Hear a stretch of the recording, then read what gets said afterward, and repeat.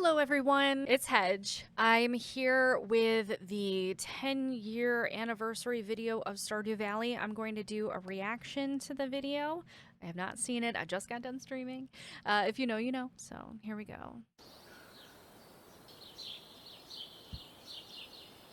The 2 new marriage candidates at 1.7 will be revealed at the end of the video.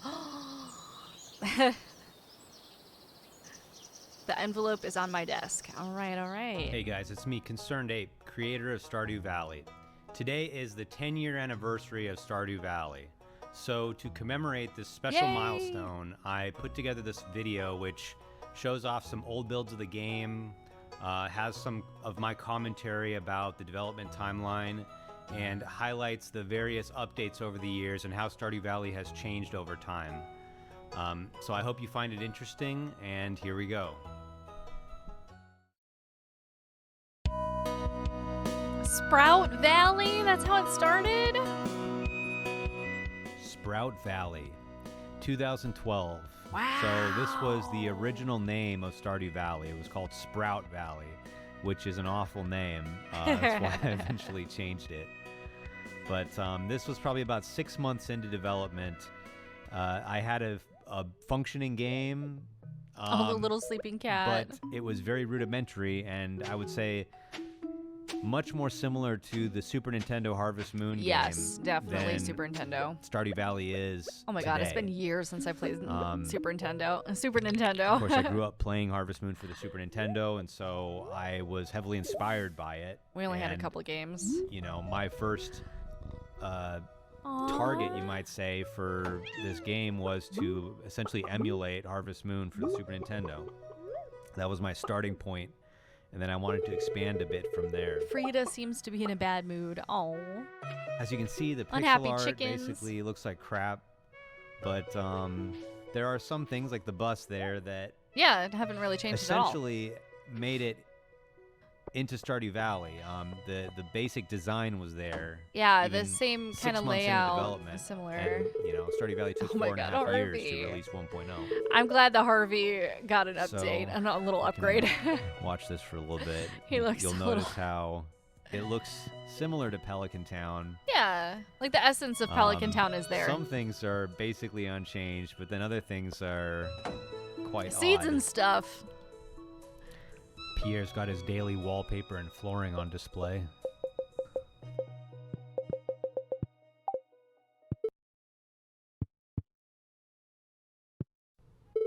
Those portraits are kind of hideous. Yeah. Sometimes I wonder, you know, I didn't if say I it. just released this game after 6 months, where would I be right now? Be very different, I feel like.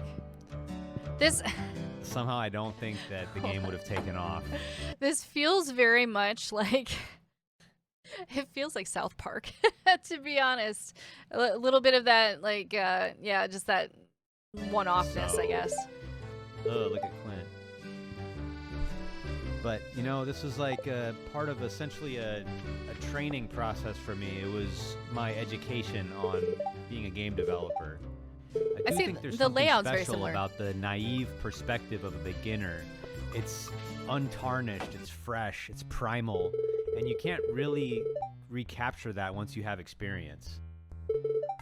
There's the original Gunther. Green hair in the sprite, brown hair in the portrait. I was gonna say, I thought that was green hair. Well, that fence is cool. For the The character cemetery, movement speed is gotcha. insane. Yeah. I'm sure you guys would love that in Stardew Valley. Yeah, a little bit I'll faster. get you on Way of the Wind Movement. Part 100. Yeah. Yeah, that'd be great. I wouldn't have to farm so many espresso. All right, let's show you the old mines real quick. Oh my The God. mines are one of the areas of Stardew that have gone under a lot of changes, probably the most changes of any, at least gameplay element. Yeah. Oh yeah, because you can see the ladder. However, some concepts have been there from the very beginning, like slimes. Oh my God, Slimes have always been slimes. there. Ladders down have always been there in one way or another.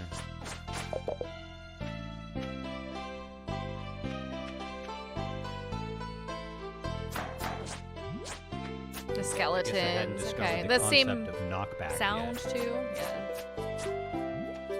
Oh, you're gonna die. You're gonna die. It's gonna suck. death sound has always been there. Oh, okay. It is. It has been the same. Well, All I think right. that's All right. enough for Sprout Valley. So let's go ahead and jump to the next Robin. Okay, earliest you can build kind that of I have. see the essence of it, of like how it developed. So here we have a build from 2013. Okay. Oh, so a year. I've probably been working on Stardew for maybe a little over a year at this point. What a difference a year and of it's work radically makes. different from that previous build that I showed you. We're actually starting to see some things that look like Stardew Valley here, and I think at this point I was calling it Stardew Valley. However, things are kind of odd. The way the farmer looks is weird. The way he's running around is kind of weird. The colors are now more... I found that, because I've worked on different projects too, that I had to name, and naming stuff is really hard. But as I get a feel for the project, it's a little bit easier to name it. When you first start a project, you're kind of a stranger to it, even though you're creating it yourself, even though you might have come up with the idea yourself. You kind of have to live in it, and you have to sit in the project for a little bit before you can truly name it. Yeah, because it's just so unfamiliar to you. Saturated, which is true to form, but yet that exact shade of Stardew Valley yellow dirt hasn't quite been established yet. But yeah, this version of Stardew Valley was basically more of like a sandbox idea.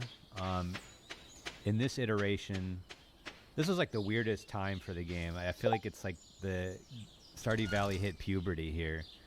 But so you would like actually buy animals and buildings from your in-game menu rather than go to Robin. Oh, and okay. There's that farm map you just saw. Like that was pretty cool, actually, that farm map. Quality detector? Now you guys are going to be mad at me that that's not in Stardew Valley anymore. Yeah. But yeah, it was a little bit more of a simulation concept, I guess, than a little bit. an RPG. Okay, so like the achievements are there, the fish are there. Yeah, so back then I had really item hate of the the music. day That's nice. and crop of the week. Crop of the But, week. Interesting. That is an interesting Got rid concept. of that because there's this fundamental problem where you can store things in chests in Stardew Valley. So Oh, Haley's pretty. this creates this incentive to just never ship anything until the crop is crop of the week or the item is item of the day, and I just don't think that's very fun. Okay, so wait, does he not like the fact that I store stuff like I do? Come on. It's quite smart if you think about it. You don't ever want to incentivize things that aren't fun. That's Game Dev 101. All right, you can see here it's starting to look like Pierre's. Oh God, Starting to Pierre look still like looks that old funny familiar though. Shop. But anyway, maybe let's jump ahead a little bit and check out what the mines are looking like in 2013.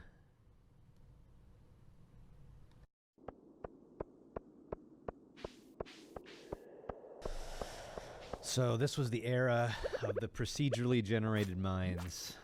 My idea was I wanted the mines to be like Terraria, but, you know, top down instead of side scrolling. And it was this, you had these big procedurally generated levels, and you mined into the walls and uncovered ores and secrets within the walls. Hey, which I think was a cool idea. It is a cool idea. For some reason, I was just never able to really make it compelling, and it was very bug prone. Yeah, which I could see that. It just ended up being too complicated, I think. It was maybe just beyond my ability. I don't know. Or maybe another way to think about it was just that it was too ambitious of a concept for the scope of this game. This should have been an entire game on its own. Yeah, like a mining game, you know, if you've played set Core in the Keeper, world. that's pretty much what Core Keeper is. Yeah. Which is a cool game, by the way. But yeah, when I saw Core Keeper, I was like, hey, someone finally did it. So, cool idea, but I had to make the hard decision to scrap all of it. And I spent a long time working on this, too. But I made the decision to scrap all of it, and let's see, there's a bug right there. do a simpler approach, which is the mines that are in Stardew Valley today, where it's not procedurally generated. There's some randomness, but the levels are all designed by hand. And you can't manipulate the walls. That makes sense. Here we have a goblin village, an underground goblin village. Oh, that's cool. See, I wish that was in the game. All this content completely scrapped from the game.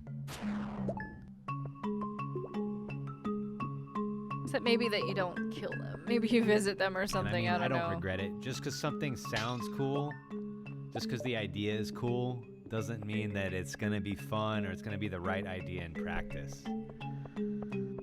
Oh, and by the way, underground goblin villages are not canon, all right? Anything you see here from previous builds is not considered to be canonical Stardew Valley. All right, let's move on to yet another more recent version.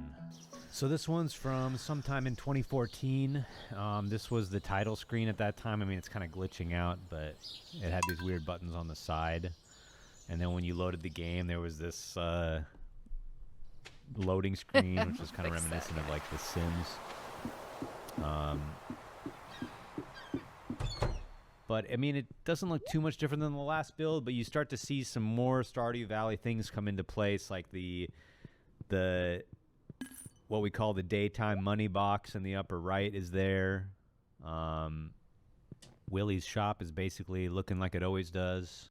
We now have the community center in the game. Yep, and that looks it looks pretty essentially much like it. Yep. Exactly the same as it does now. Not sure why there's this ugly yellow color, this ugly yellow filter over the entire very screen. bad. You'll notice Clint was a little less doughy back then. And Joe Jamart was not yet in town. Hat Mouse wasn't a thing yet. Little hat mouse! And the inside of the farmhouse was like very static. I don't even think you could move any of the furniture, which allowed me to have the pixel art look kind of nice with some shading and stuff. But I mean, I think it's important that you can decorate your house. People love that. Yeah, decorating is incredibly important for these sorts of games.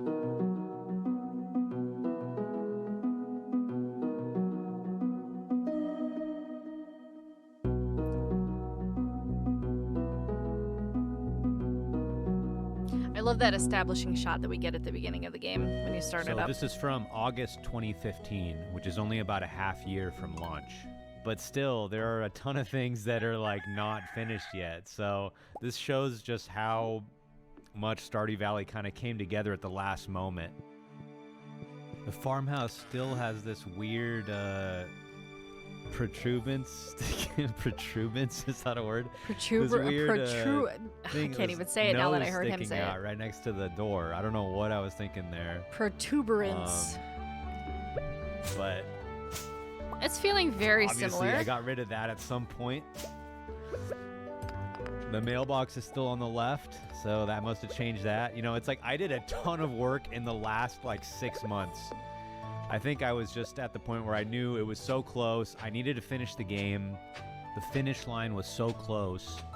And that's what gave me the drive and the motivation to make all these little changes in the last 6 months to prepare the game for release. I think one of the most notable things was just that the farmer still had this weird, goofy look.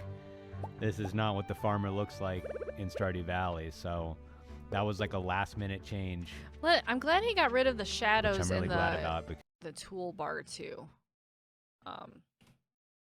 You see that? That's not necessary in a toolbar. That was like a last-minute change, which I'm really glad about because I don't really like the way this looks. Looks kind of stiff, kind of like a Pinocchio or something.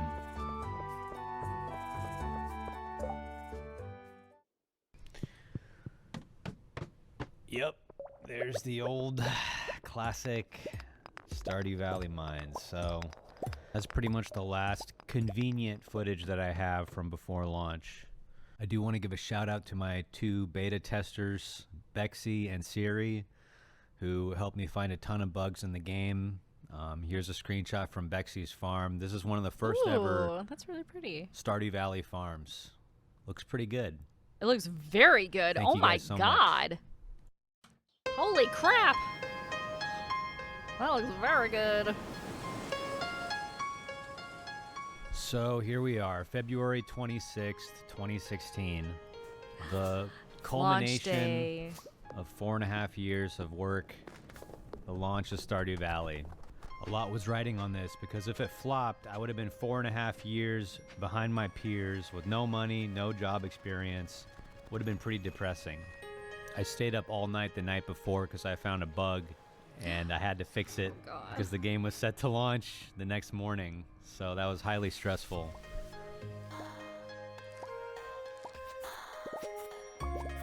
On the first day of launch, Stardew sold just under 40,000 copies, which was already beyond my wildest dreams. Yeah, that's incredible for After a that first first launch. day, I knew that this was going to be a big deal. I knew that I could be a game developer from now on. That's it was amazing. really happening. To learn Of course, what I you didn't can really do, have that's time really cool. to think about that too much because there were immediately bugs being found in the game. Yep, as the and people I play. spent the next, I think I released a patch every single day for the next 4 days after launch. Yep.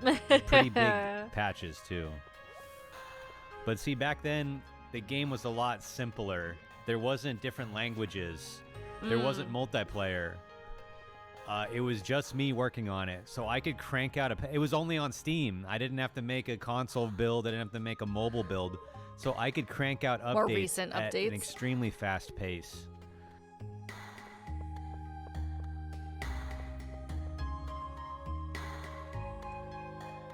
I spent the rest of that spring fixing every bug that people found and trying to add meaningful improvements to the game with each patch. I was releasing patches pretty rapidly.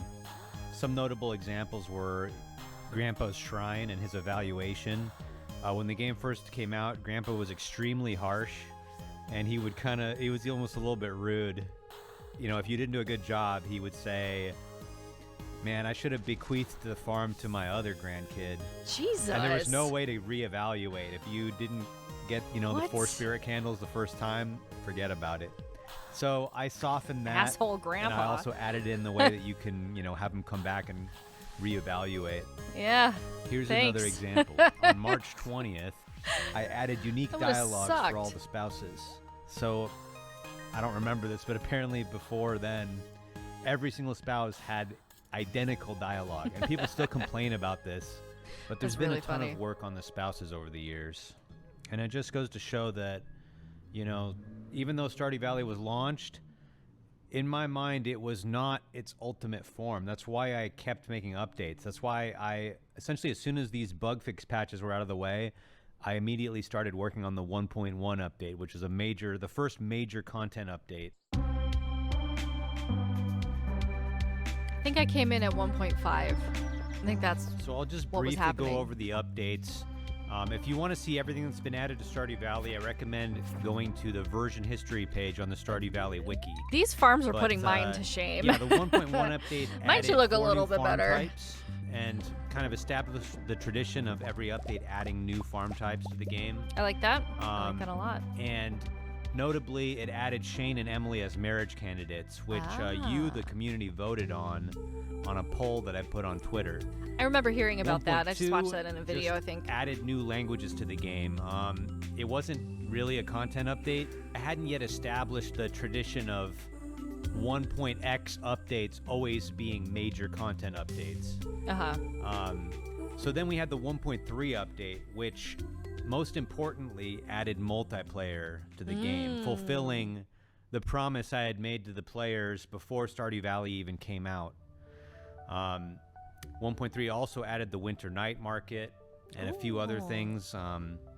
One thing about I love that green 1.3 boat. is the multiplayer was actually developed, not by me. It was put in by a guy named Tom Coxon, who went on to create a game called Cassette Beasts. You should check it out.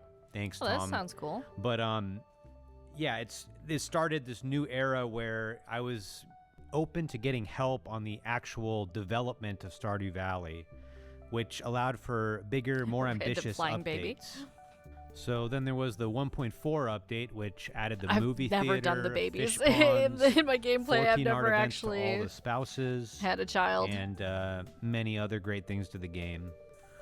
Oh, that's then cute. we had the 1.5 update, which Yes, 1.5. added a huge end game location, Ginger Island. Oh, that's when that was added. The Okay. quests and this idea of perfection. Oh my god. I've never been able to do this The before. volcano, which allowed you to enchant your weapons and tools, Very cool. and many other great things. Then there was the 1.6 update, the most recent update. We all Kind love of a the return to the 1.6. valley after The 1.5's raccoons. Ginger Island. 1.6 added some new systems, some end game content. It kind of filled in some gaps that I feel like were present in the game. And it added some old I love ideas that that I'd had market. for a long And the time, frog like friend. Green Rain. So those were all the major updates to Stardew Valley in a nutshell. Of course, there were some intermediary updates in between all of those major ones, which Aww. sometimes added some important things to the game, but those were the major updates. Now, what's next? Well, as I've already announced, there is a 1.7 update in the works. 1.7. But I don't want to reveal too much about what's in the update yet. Okay. Although I did announce that there would be 2 new marriage candidates. Yes, and what are they? I'm Tell going to me. reveal those soon. I know you guys are probably bored out of your minds by this, and you're just waiting for me to get to the unveiling of the marriage candidates, right? But I just have one more thing to say. I have in my hands an envelope with the names of the 2 new marriage candidates that will be added in 1.7. But before I open that up and reveal the names I need one to of those you, hoodies. I just They're wanted so to cool. say thank you so much for supporting Stardew Valley over the past 10 years, for all the mods, the fan art, all the letters, and the comments you've made to me telling me how much Stardew Valley has meant to you. That's meant a lot to me too. And it's really given me a lot of purpose in life. So I'm grateful to you for making this a reality for me. Thank you so much. I also just want to thank everyone else who's been part of the Stardew Valley journey, from the other developers who have helped me out over the years, to the merchandise companies who have created all these cool Stardew Valley items, the people who have run the At the Stardew bottom Valley it says concerts. done for so many Stardew. I just want to show you. Credit where credit is due. The There we people go. who have run the Stardew Valley concerts, Cole for helping me make the Stardew Valley board game, and so many other cool things that have come about over the past 10 years. So thank you so much to everyone. Now, let's get down to business. Dun, All dun, right, dun, here dun. it is. Drum roll. 1.7 marriage candidates.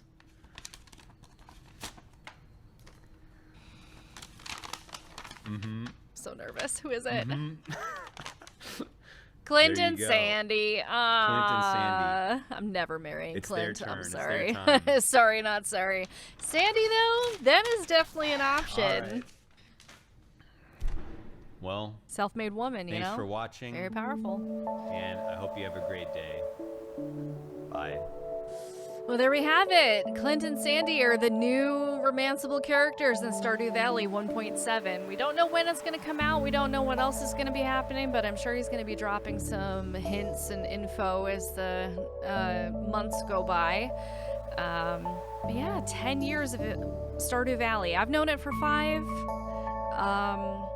Yeah, it's one of the best games I've ever played. It has a lot of heart. It's very beautiful. The story is fun. Yeah. It's a game that got me back into gaming, which is really cool. So, I wonder what else will be in the 1.7 update. I'm sure we'll find out.